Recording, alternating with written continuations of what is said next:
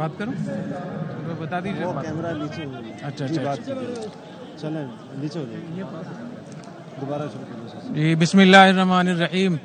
کراچی سے علماء کے ایک بہت موقر وفد یہاں ہماری حاضری ہوئی ہے تاکہ ہم اپنی افواج کو سپورٹ کریں، اور ان موجودہ حالات میں ہمارے لیے اس سے بہتر کوئی عبادت نہیں ہے کہ ہم اپنی فوج کے ساتھ کھڑے ہوں اور اپنے جوانوں کی سپورٹ کریں، ان کی مدد کریں. میں اس موقع پہ 3 باتیں کرنا چاہتا ہوں.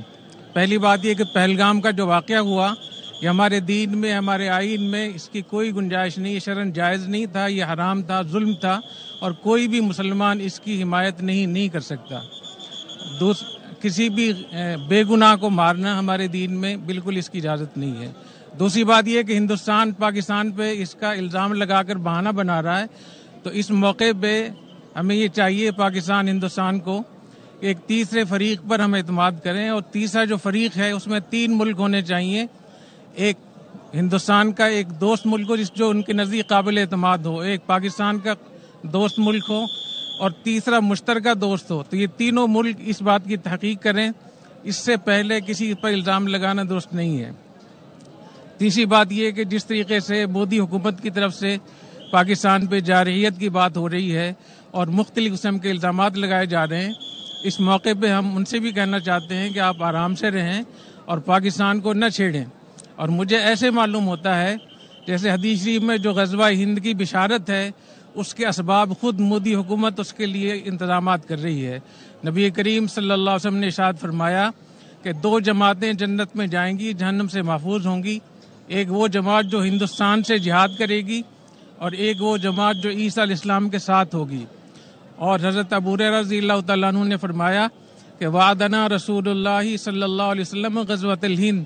حضور اکرم صلی اللہ علیہ وسلم نے ہم سے غزوہ ہند کا وعدہ فرمایا تھا. اگر مجھے غزوہ ہند کا موقع مل گیا تو میں اپنی جان بھی قربان کروں گا، مال بھی قربان کروں گا. اگر میں شہید ہو گیا تو میں افضل الشہداء ہوں گا، اور اگر میں واپس آ گیا تو میں جہنم سے آزاد ہوں گا. تو میں سمجھتا ہوں کہ ہمیں مودی کا اس حوالے سے شکریہ ادا کرنا چاہیے کہ ہمیں وہ غزوہ ہند کے لیے تیار بھی کر رہا ہے. اور میرا یہ خیال ہے کہ جو ہمارے چیلنجز تھے، آپس کے اختلافات تھے، حکومت کے، اپوزیشن کے، فوج کے بارے میں بہت ساری آراء تھیں، تو مودی کی اس جارحیت کی وجہ سے ہمارا پورا ملک اکٹھا ہو گیا ہے. ہم اپنی فوج کے ساتھ ہیں اور ہمارے اندرونی بیرونی مسائل سارے اس وجہ سے حل ہو رہے ہیں.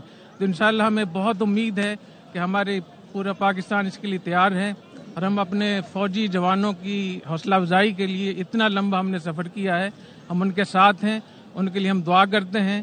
اور ان لوگوں کے لیے حدیث شریف میں آتا ہے، حضور اکرم صلی اللہ علیہ وسلم نے ارشاد فرمایا کہ جو لوگ محاذوں پہ لڑتے ہیں ان کی عورتوں کی حرمت ایسی ہے جیسے تمہاری ماؤں کی حرمت ہو.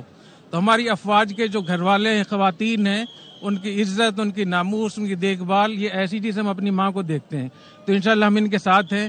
اور میں اس موقع پہ کرنل صاحب کا بہت شکریہ ادا کرتا ہوں کہ انہوں نے ہمیں موقع دیا اور اتنی زبردست پریڈ ہمیں دکھائی، اور جہاد کا ایک منظر تھا، اور غزوہ ہند کی شروعات ہیں. اللہ تعالی ہماری افواج کو، کرنل صاحب کو بہت جزائے خیر عطا فرمائے. میں اپنی پوری وفد کی طرف سے، ٹیم کی طرف سے شکریہ ادا کروں گا.